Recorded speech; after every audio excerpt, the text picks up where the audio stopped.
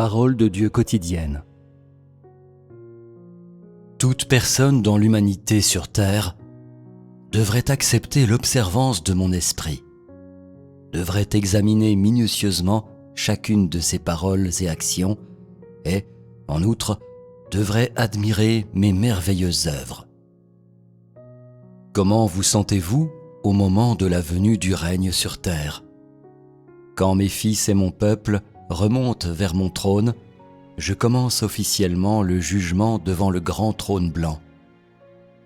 Ce qui veut dire que quand je commence mon œuvre sur terre en personne, et quand l'ère du jugement touche à sa fin, je commence à diriger mes paroles vers l'univers tout entier, et je répands la voix de mon esprit sur tout l'univers. Grâce à mes paroles, je vais purifier toutes les personnes et toutes les choses parmi tout ce qui est au ciel et sur la terre, de sorte que la terre ne soit plus souillée et débauchée, mais un saint royaume. Je vais renouveler toutes choses, de sorte qu'elles seront destinées à mon usage, afin qu'elles puissent être purifiées de toute influence terrestre et ne soient plus souillées par la saveur du sol. Sur la terre, l'homme a cherché à tâter le but et les origines de mes paroles et à observer mes œuvres. Mais pourtant, personne n'a jamais vraiment connu les origines de mes paroles et personne n'a jamais vraiment vu la magnificence de mes œuvres.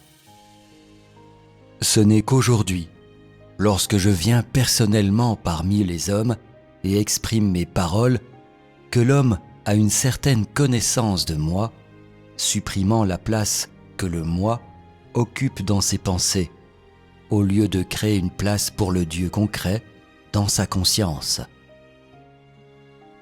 L'homme a des conceptions et est très surprenant. Qui ne souhaiterait pas voir Dieu ?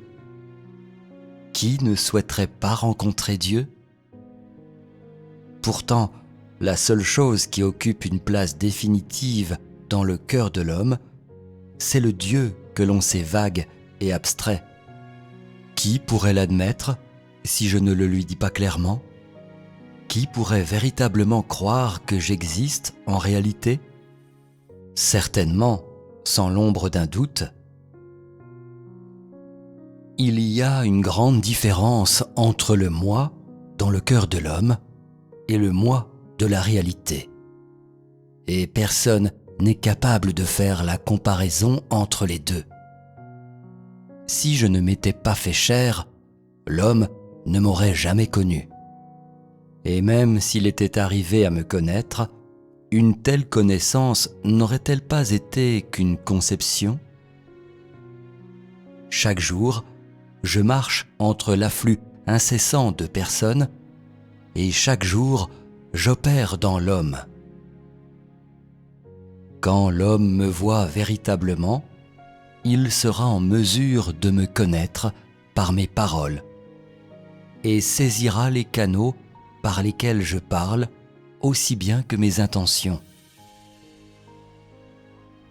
Lorsque le règne arrive officiellement sur la terre, qui de toutes les créatures ne garderait le silence? Qui parmi tous les hommes n'aurait pas peur?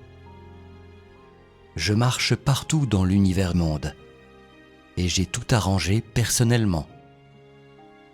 En ce moment, qui ne sait pas que mes œuvres sont merveilleuses? Mes mains soutiennent toutes les choses, mais je suis également au-dessus de toutes choses. Aujourd'hui, mon incarnation et ma présence personnelle parmi les hommes ne sont-elles pas le vrai sens de mon humilité et de ma vie cachée? De l'extérieur, beaucoup de gens applaudissent ma bonté, me louent pour ma beauté. Mais qui me connaît véritablement? Aujourd'hui, pourquoi est-ce que je demande d'être connu par vous? Mon objectif n'est-il pas d'humilier le grand dragon rouge? Je ne voudrais pas forcer l'homme à me louer, mais je voudrais faire qu'il me connaisse. Et c'est par là qu'il arrivera à m'aimer, et donc à me louer. De telles louanges valent leur pesant d'or, et ne sont pas de vaines paroles. Seules de telles louanges peuvent arriver à mon trône et remonter vers les cieux. Parce que l'homme a été tenté et corrompu par Satan, parce qu'il a été emporté par la manière de penser fondée sur des conceptions. Je me suis fait chair pour conquérir personnellement toute l'humanité, révéler toutes les conceptions de l'homme et anéantir la pensée de l'homme. Par conséquent, l'homme ne fait plus de l'apparat devant moi et ne me sert plus en utilisant ses propres conceptions. Et donc, le moi, ancré dans les conceptions de l'homme, est complètement anéanti. À la venue du règne, j'entame tout d'abord cette étape du travail, et je le fais au sein de mon peuple. Considéré comme mon peuple né dans le pays du grand dragon rouge, il va sans dire qu'en vous se trouve non seulement un peu ou une petite quantité de venin du grand dragon rouge. C'est pourquoi cette étape de mon travail vous cible principalement. Et ceci est un aspect de la signification de mon incarnation en Chine. La plupart des gens ne sont pas capables de saisir ne serait-ce que des bribes de mes paroles. Et quand bien même ils le seraient, ils en ont compréhension floue et confuse. C'est l'un des points tournants de la méthode que j'utilise pour communiquer. Si tout le monde pouvait lire mes paroles et comprendre leur signification, alors qui pourrait être sauvé parmi les hommes et ne pas être jeté dans le séjour des morts? L'homme ne me connaîtra et ne m'obéira que quand je vais me reposer.